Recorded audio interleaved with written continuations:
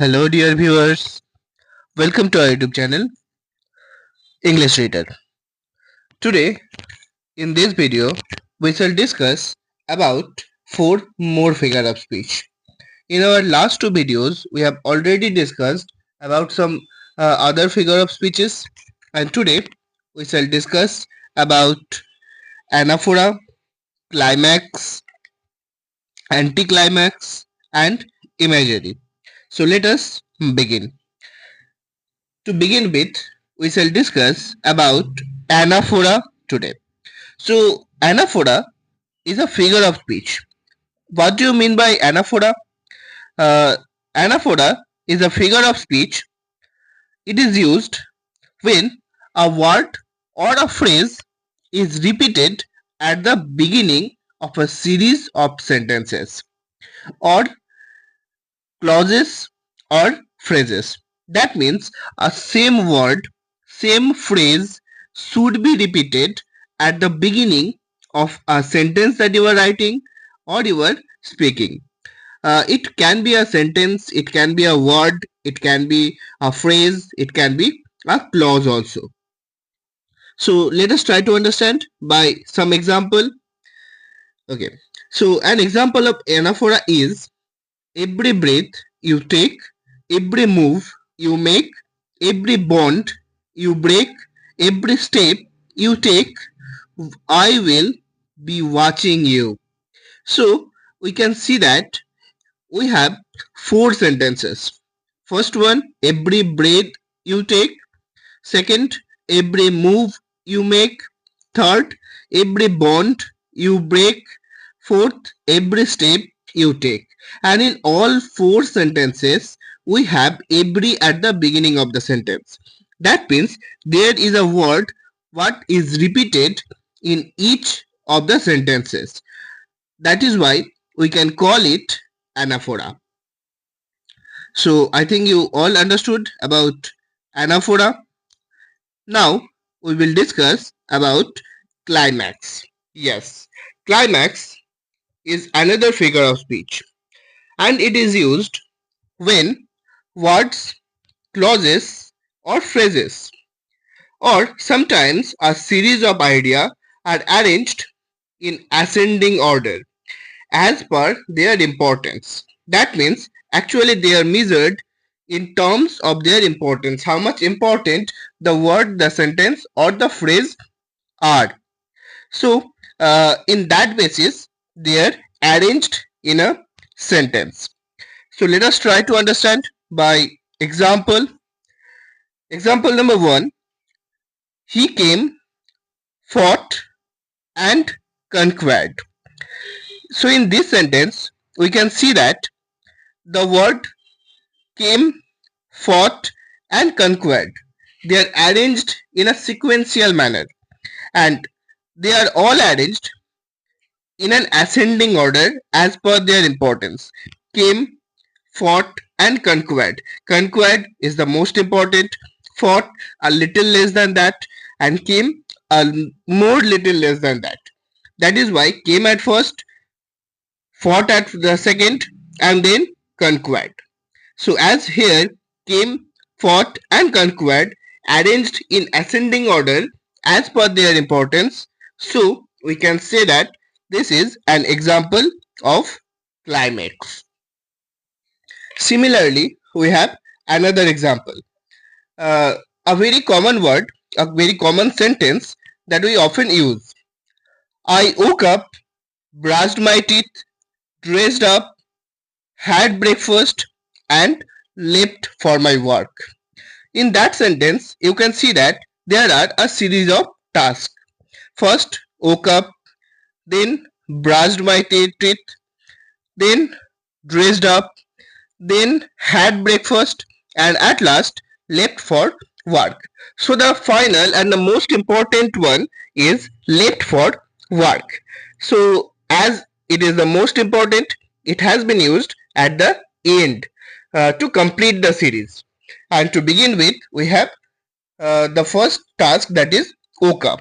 So woke up, brushed, dressed, had and thereafter left. That is why we can say that this is another example of climax. So now we will discuss about anticlimax. What is anticlimax? It is also a figure of speech and it is used when words, clauses, phrases, or sometimes a series of ideas arranged in descending order as per their importance. That means anticlimax is completely opposite to climax. In climax, we read the series of events are arranged in ascending order. Just to its opposite, anticlimax, the series of event is arranged in a descending order. So let's see by example. Example number 1. She is a great doctor, mother, and a cook. So in this sentence, we have three complements: doctor, mother, and cook. Among them, doctor is the most important. That is why doctor is written at the beginning. Thereafter, mother and cook. So we can see that doctor, mother, and cook, they are arranged in descending order. That is why we can say that this is an example of anticlimax.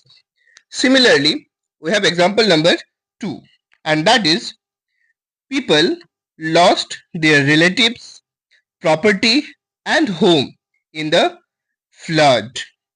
So here also we can see that people lost three things: relative, property, and home.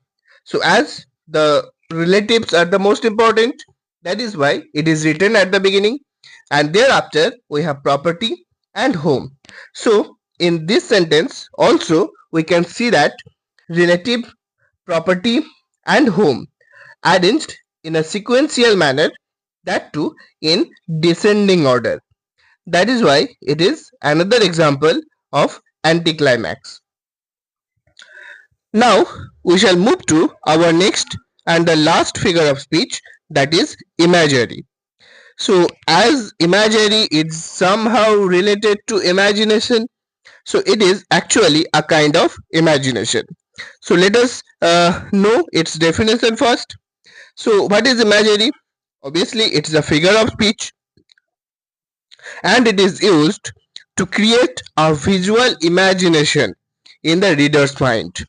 Actually, the readers get a clear imagination by reading the line in the literature or grammar.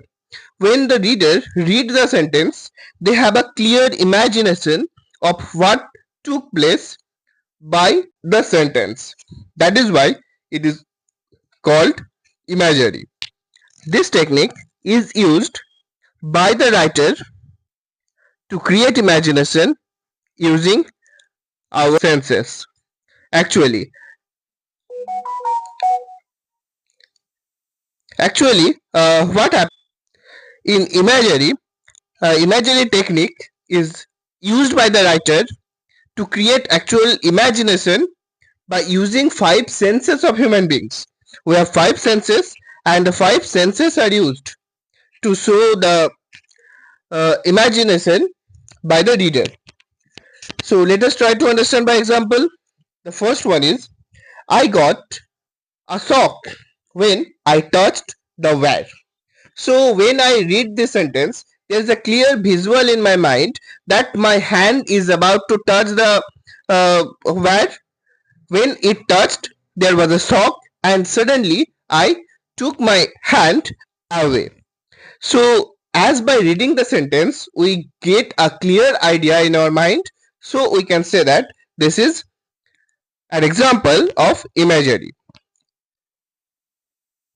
The next one is, the waves of the sea crashed into the stones on the shore. This is a sound imaginary. So what happens actually when we are saying that we have the imagination in our mind, we have the visual in our mind that there are big waves and those waves are crashing into the stones, and thus sound is produced. So in this manner we can understand that something has happened and the imagination creates a visual image in our mind, and that is why it is called imagery. So that's all, my dear viewers. These are the four figure of speeches that we have discussed today. Thank you. Thank you for watching the video. Bye.